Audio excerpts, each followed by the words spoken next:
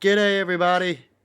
I want to talk about relationships and how we see a good relationship, what we'd like to have in a relationship that makes a good one.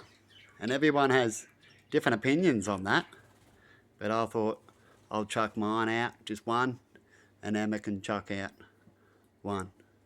And one of mine is I like to see in a good relationship, what makes a good one in a partnership, is that they just love you.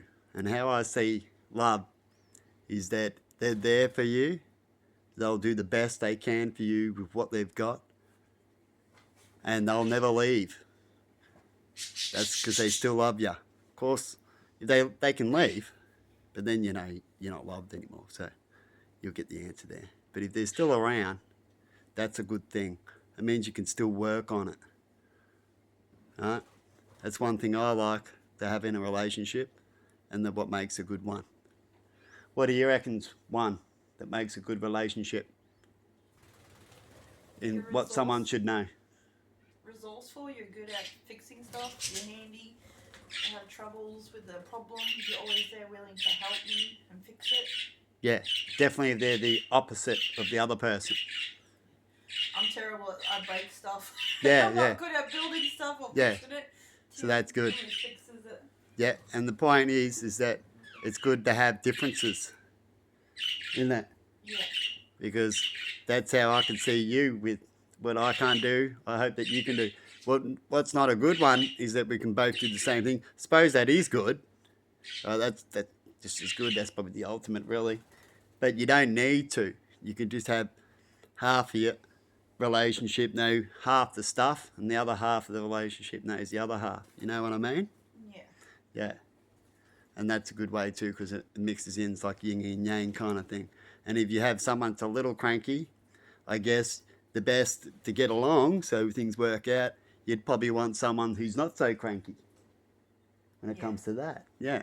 Because the person who's not so cranky can help the person who's cranky, and vice versa. And maybe the person who's not so cranky might need a little backup from the cranky person when it comes to other serious things, because you see that in a lot when people are like that. Yeah.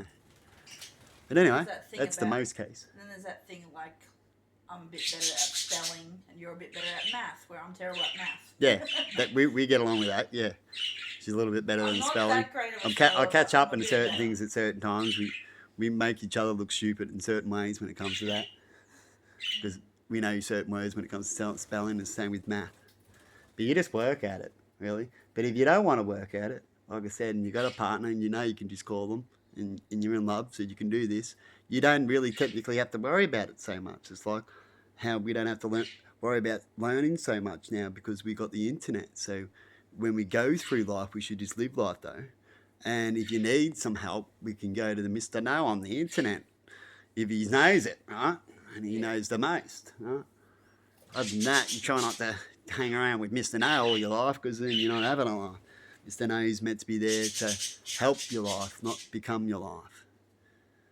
Anyway, I thought I'd chuck that out there, and thought I was having a chat with Emma. I said, look, let's just have a little discussion about one thing each, what we think is good partnership and what we like between each other and what we do.